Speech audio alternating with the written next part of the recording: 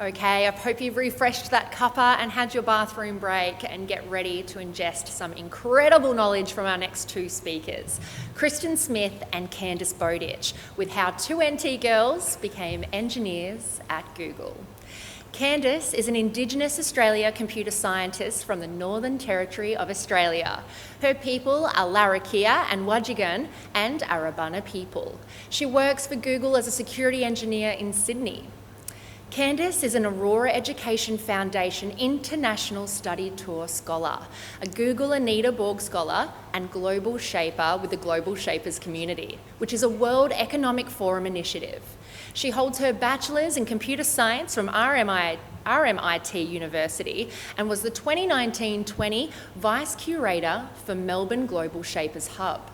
Candice believes strongly in the power of technology to empower historically marginalised and underrepresented communities. Kristin is a Darwin local and has always had a keen interest in math and science. She became particularly interested in technology and engineering throughout high school, which led her to study a Bachelor of Computer Science at UNSW, which she will complete at the end of this year in December. Before full-time study, she undertook the ADF Gap Year program and worked full-time as a driver.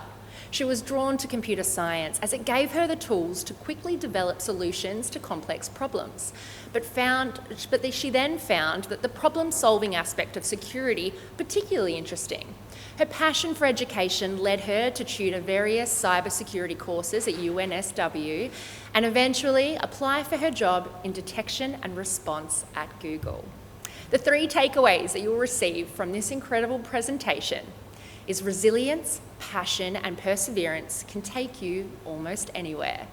Everyone's journey is unique. There is no proper or correct way to start a career in tech, and failure is more common than you realise, and it doesn't have to be a bad thing. That's enough from me. Let's meet the girls, Kristin Smith and Candice Bowditch, how two NT girls became engineers at Google. Thank you so much, Amanda, for such a warm welcome. It's a pleasure to be here. We're so proud. I'm Candice, this is Kristin. Hello. And I'll start first with myself and an introduction.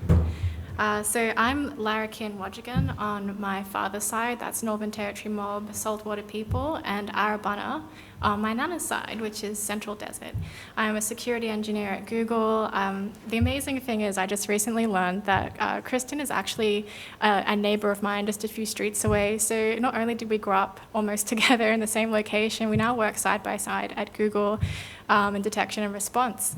I graduated my computer science degree at RMIT University. I'm also a high school dropout, which is something I'm not any longer ashamed of. And I think it's really important to talk about, as it's a common experience for a lot of Indigenous high school students, being something like 50% of us only graduating their high school certificate.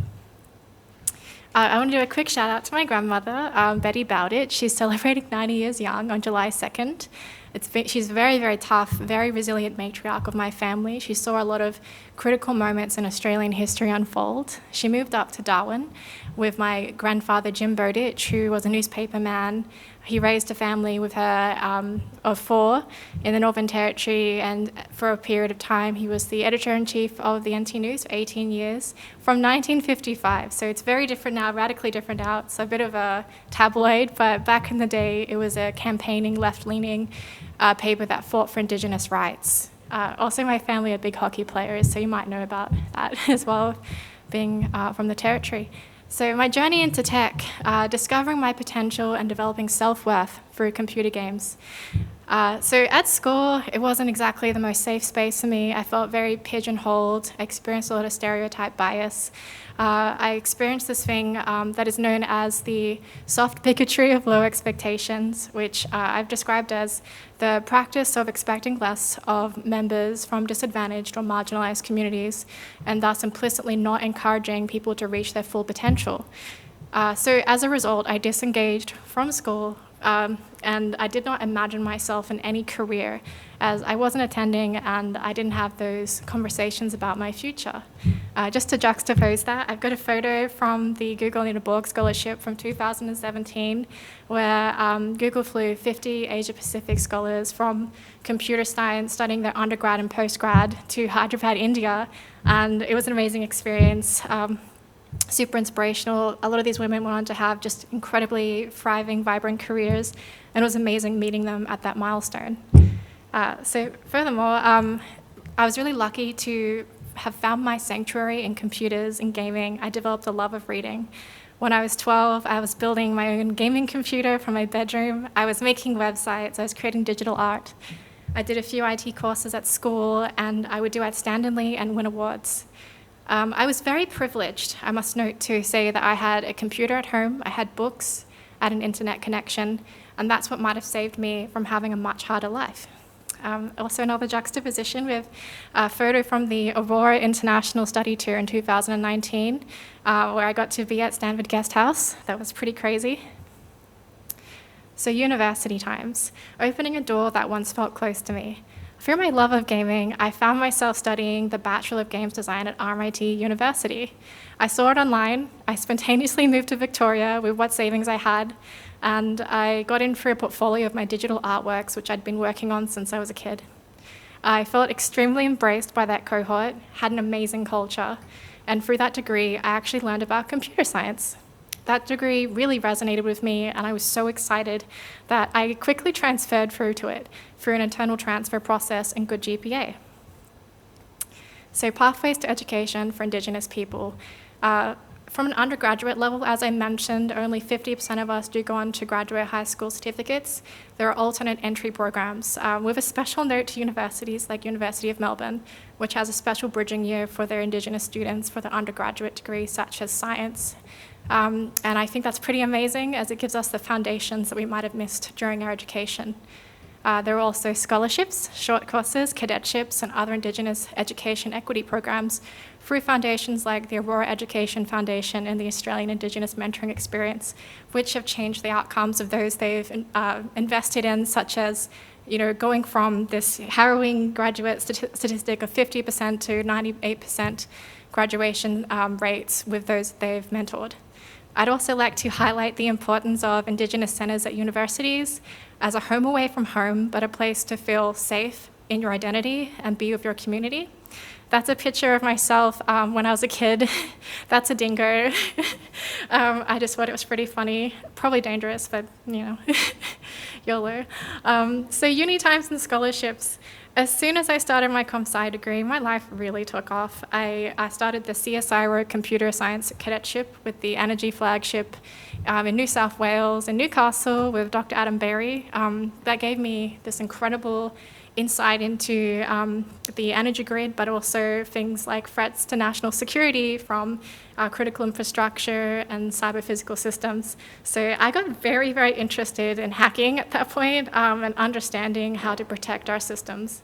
I also did a Westpac internship with the information security group. That was through a mentor who said, "Have you thought about cybersecurity?" And at that point I hadn't. And he gave me some exposure to security architecture at the bank, and also just got me very, very excited about working in this space. As I mentioned before, there was the Google Anita Borg Scholarship, meeting these incredible women at the cutting edge of technology, and also at that milestone in their career where they're just about to take off and go off into industry and work on these amazing projects. So yes, these were amazing experiences. However, stereotype bias did not stop for me. Bad experiences still happened. But what changed for me was that I had now developed mentors, peers. I had a community, people who were invested in me and cared that I graduated. I was also very passionate about representation at this point and advocating for others. Because of my experiences and various people along my journey that showed up for me, I had the courage and determination to graduate. I had various exposures to industry that got me excited about my future career. I had a strong desire to be at the cutting edge of technology. I didn't want a regular job. I wanted to be challenged and inspired as often as possible. I also believe very strongly in myself that everyone deserves a right to education and a love of learning and to be self-actualized. I wanted to show up for my community. I developed the skills and relationships to help create pathways for other Indigenous people into tech. And I wanted to normalize our participation and normalize our Indigenous success in technology. I'd also like to shout out really quickly to a few Aurora International Studies Bureau scholars who went through that program, went on to study at an international level. We now have graduates from Oxford University who've completed their PhD in fields such as cybersecurity law. So, we're out here thriving and doing amazingly. It's not just the story of deficit. We're actually, we're groundbreaking, we're pioneering in our fields. I also did various leadership and volunteering opportunities. I did committees at university. I was president of our Computer Science and IT Society, and I joined the Global Shapers, which also exposed me to a lot of young and courageous people who were sort of leading the change in various different topics of concern across local, regional, and global challenges. That's a photo of me on the international study tour with two of my friends who were also scholars. We got to visit Google HQ in New York, which was pretty inspirational. So yeah, back to the Aurora Education Foundation International Study Tour. That made a huge impact on how I can envision myself in my future career, but also opened a doorway to considering myself doing future studies. It's a 5 to 6 week study tour of the world's best universities. For me, my highlights were visiting Stanford and UC Berkeley. I want to follow up a quote. Aboriginal people need to believe that anything is possible.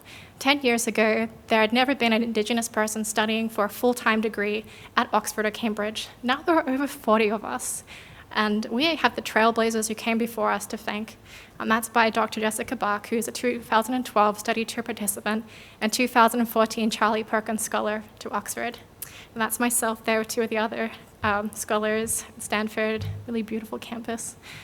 And finally, how I ended up in cybersecurity, that was through invitation at Westpac to consider a career in cybersecurity.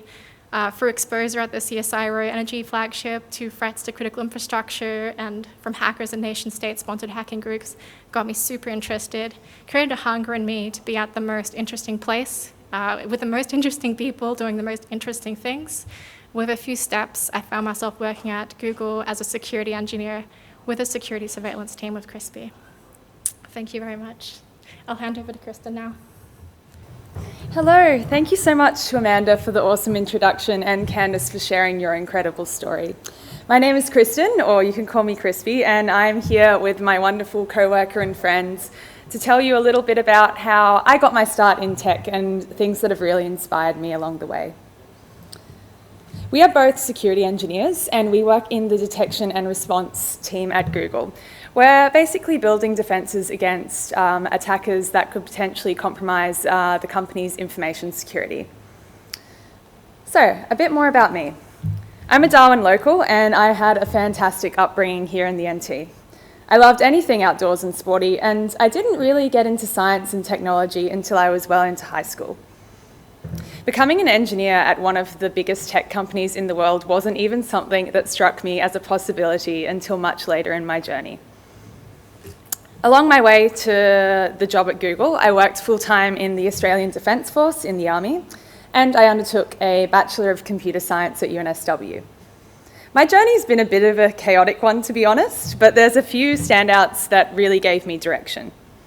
My interest in STEM was piqued during high school through a combination of short courses and really fantastic teachers. A special mention to Shara Martin and Robin Moffat from Essington. These two incredible women not only taught me the foundations of maths and physics, but they really inspired me to extend myself. I was always quite an inquisitive student in school. I wasn't interested in rote learning the process to solve a problem. I wanted to understand how it worked and see what other options were out there to solve it. Having the chance to run experiments, conduct research, and satisfy that curiosity really motivated me, so I started looking for more opportunities to learn. I ended up getting involved in various science programs while I was in high school. I got a crash course in all different kinds of engineering by attending the National Youth Science Forum in Canberra, a program that brings together Year 12 students to learn, collaborate, and socialise. The experience ended up having a huge impact on my attitude towards engineering in general. Up until this point, I hadn't met that many other people who were very social, outgoing, and motivated, so it was really nice to meet some like-minded people that I would eventually be working with in the industry. This program ended up opening up a lot of opportunities for me, one of which was attending a physics internship in Germany. That's the picture on the right. It was here that I was exposed to how writing code could be used to solve a problem for the first time. The project I worked on was a device used to measure the oscillation frequency of a particle suspended in a magnetic field. Now, the actual code didn't have to do anything crazy complicated. It just had to make a laser flash on and off at a frequency to measure the particle. At this point, I was oblivious to how powerful coding could be when it comes to problem solving, but I quietly categorized this in my head as kind of cool. Fast forward 1.5 years, and I've graduated high school, been accepted into engineering at the University of New South Wales, and I am halfway through my gap year.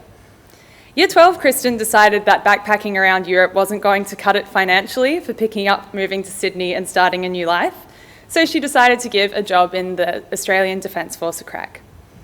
Now, I understand this isn't a traditional stepping stone to the InfoSec industry, but it turns out there is a lot of fundamentals that overlap with the defence aspect of defending against an attacker in both the defence and cyber setting. And most importantly of all, being in the army taught me how to fail. Throughout training, we were set various impossible tasks and made to fail again and again and again. Not only that, I was also really bad at push-ups, so I failed a few fitness tests too. Failure is something that used to terrify me, but getting comfortable with it, learning to accept it and take away learning points was one of the most valuable life skills I have developed.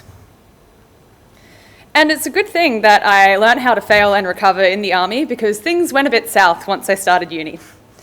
Up until this point, I'd done well at school. I would put in the hard work and I would get good results. But I soon found out that the level of commitment needed to succeed in school was very different to first-year engineering. Essentially, I flunked my first semester. It was a perfect storm of struggling to settle into a new city, juggling new relationships, studying a field I knew nothing about, and encountering some pretty severe imposter syndrome along the way. All the while, I was having to work a crazy amount of hours to just cover the cost of food and rent too. I fell behind, and unfortunately, I wasn't studying in a way that made me fundamentally understand the content, and everything got out of control fast. I walked away from my first semester with 3 failed courses and 1 high distinction. The high distinction wasn't even for a software course, it was for an acting elective that I took to take a break from engineering. Thankfully though, I did not take the hint and pursue a career in the arts, I stuck it out instead. I went home for the mid-year break feeling pretty damn defeated though. I had such high hopes for excelling in my degree, but from what I'd experienced so far, I was genuinely convinced I just wasn't cut out for it at all. I remember a conversation I had with my parents about the future and what the best option for me would be. They've also always been incredibly supportive, and they reminded me that this wasn't the be-all end-all, and I could choose a different path if I wanted to. I made a decision then and there that I wasn't going to leave uni until I was kicked out. Up until this point, I'd felt a little lost about where I wanted to end up in the workforce after university. My degree had given me an idea of the sort of work that was out there, but nothing really sparked that feeling of curiosity that I wanted so badly. On a whim, I took an Introduction to Cybersecurity course at the start of 2020. I hadn't put much thought into it, I just heard good things about the course and apparently the lecturer was awesome, so I went, hey, let's give it a go. I knew nothing about the security industry, and if I heard the word cyber, I would picture a stereotypical image of a hacker sitting in a basement, wearing a hoodie, doing complicated stuff on their computer. While taking the course, I realized there was a lot more to the field than I originally thought. It wasn't so much about being an incredibly talented coder. The problem-solving skills were far more important in application. In fact, in this course, we didn't write a single line of code. All the work involved case studies, analytical thinking, and the application of cryptography to solve problems. This was a massive turning point for me. I got that compelling feeling of curiosity again. In all honesty, my confidence had been really rattled up until this point, due to those really rough few first years of uni, as well as the impending imposter syndrome that I think a lot of women in tech are very familiar with. From here on, it was a bit of a chain reaction. I worked really hard, I put in the effort, I got good results, and I did well enough to tutor the course the next time it ran.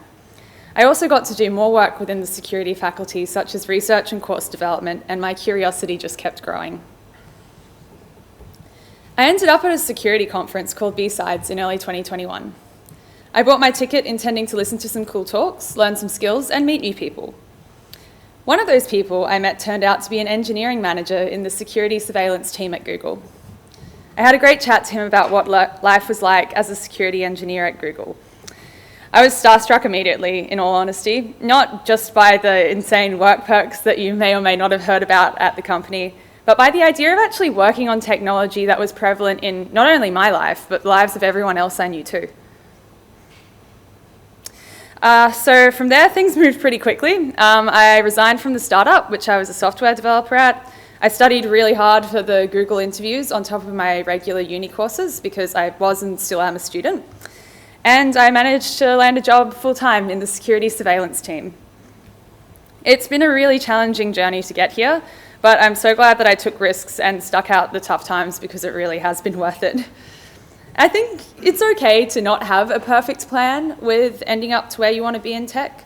Most of the preconceived notions I had about the industry weren't even correct, and it took actually being practically involved for me to realize, hey, this is where I want to be.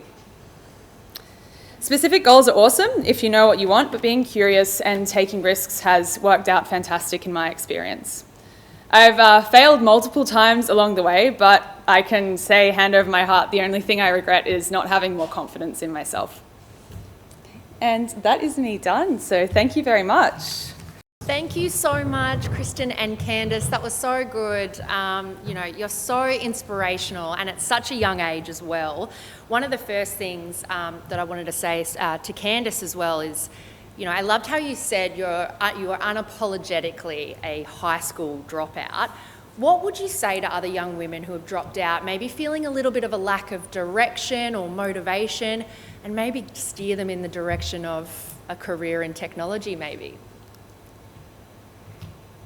I would say don't let that be a defining moment in your career. The buck doesn't stop there. You can go on to university, you can do short courses, you can take some time to discover what your passions are. There are so many opportunities out there for you to enter into tech. This field is broad. Cybersecurity is just one option. Like I was interested in games design. There's so many ways to upskill that are open to people who come from like a generalist background, maybe a non-technical background. Don't give up. Good on you. That's what we want to hear. Don't ever give up. Absolutely love it. We've got some questions in, girls, from everybody watching. What does an average day working for Google look like? And I'm going to add on top of that, are there really nap pods? Yes. There are nap pods, and they're fantastic. Oh my God. Oh, wow. That's a tough question because things can be really varied. I don't even know what a normal day looks like, but I'll give you an overview, I guess, on some things that we do on the regular. So an actual huge part of security engineering is the research and collaboration aspect, I've found. And I actually found it surprising. I don't know about you, Candice. I assumed it would just be a whole heap of writing code, but you actually really have to flesh out a problem and explore the possible avenues you can take. Because sort of like any engineering job, there isn't a set way to solve the problem. You need to scope it out, you need to try things, you need to fail, and you need to just kind of figure it out for yourself. So an average day would look like a lot of research and collaboration. We also collaborate in the code writing department as well. We review programs that each other writes, as well as work on our ongoing engineering tasks too. Yeah, and ways to keep the energy going. We have a games room. We enjoy having team lunch together. We have a music room. We make sure that we keep the positive vibes going, and it's just a fun place to be. It's amazing when everyone's in the office. We're just coming back now to full time on site, and just the ability to roll over and just on your little chair and say hi to one of your colleagues, find out what they're working on, discuss some of the problems you're facing, ideate on design ideas, and it's amazing. And you're surrounded by such brilliant and humble people, and even internationally, your colleagues are super accessible. It's a place where I felt like very, very embraced and very safe to be in. That is so good to hear, because I always sort of thought, and I'm sure I'm not alone here, once you've hit Google, like that's really the pinnacle, and it's good to know that no one's sort of conceded. Everyone's the nice sense of community there. It's so fantastic to hear for you two girls. Now I've got a question for Candice. It sounds like you've had some really big highs and lows on your path so far. I guess this could apply to both girls really. What are some strategies you use for managing all the emotions that often come with that? Oh, as you can see, I'm still very emotional, but I'm also just driven by like a lot of passion, and I have so much support. I can't express that enough. Like I have so much support. Some days are harder than others, but I also feel looking forward, I'm like extremely privileged. And sometimes I look at myself and I'm like, where I've come in life, I feel like I've defied a lot of statistical odds, but also I feel that this should be something that other people can see as achievable as well. And so I want to show up and be there. I want to be present, and I want to bring my best self. And I feel like I'm just very, very blessed to have people like Kristin and my other friends and mentors in industry who've looked out for me and have put my name forward. And, I felt that investment back from my community, and that helped me show up every day. Yeah, great. Look, I think it's so important to really lean on the support network that you have around you. And like you said, it can really help you. And I can't wait to chat to you two girls a little bit more in the panel session as well about some of those hurdles that you've gone through. Now, I have another question for Google. Does Google promote opportunities to transfer and work in other countries? Heck yes. I'll let Kristin answer this, but yes. This is just one really fantastic appealing point, especially for me when I applied. I wanted to work somewhere where there was the flexibility to try new things, once again to satisfy that curiosity. Even on the team that we both work on at the moment, our team is spread across 3 different countries for 24/7 coverage. And while there's the opportunity to transfer to those different work locations, you can also transfer to a different job in security. You can become a software engineer. You can become a data analyst. There's so many opportunities for growth within the company. Like really, the sky's the limit.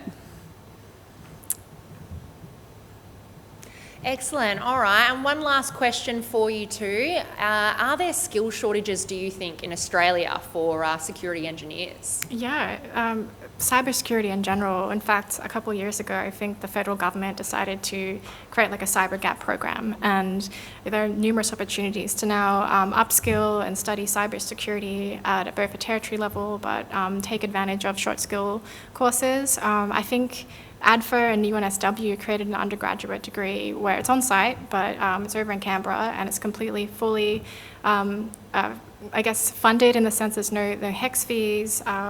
There's also rotations, I think, with various defence teams in that field. And I think there's no commitment as well to serve, because they want people to access cybersecurity education and develop that workforce. Great.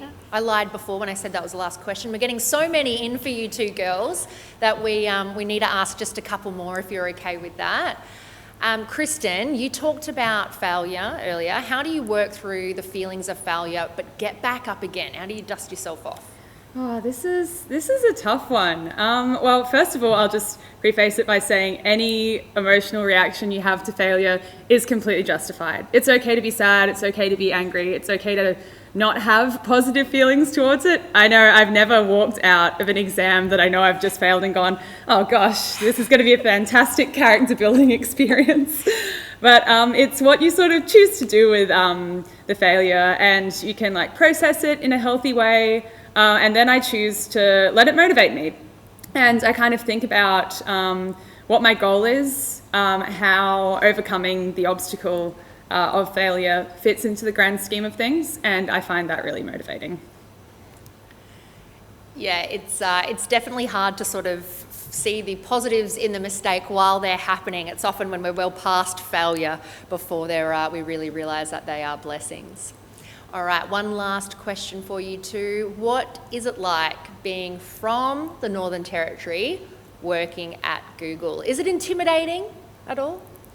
I'm just extremely proud, and I feel like Crispy would also say Absolutely. that. But I want to say, Sydney and Melbourne, yeah, they're dense urban populated centres, but there's the rest of Australia too. And, we're out there and, we're visible and we're present and we're excited to work in tech. I think I had this crazy moment when I was on that international study tour where I was in London, I think at the Australian High Commission, and I was with one of my cousins who I met on that tour. I have like 200 cousins, and he's a Kabila, also Larrakia, and then another Larrakia man who was working in like I think the Foreign Service in some kind of interesting spooky role, and he came up and he was like, I'm also Larrakia, and we just kind of looked at each other and we're like, this is wild, like 3 Indigenous people in London in the High Commission on this like prestigious scholarship.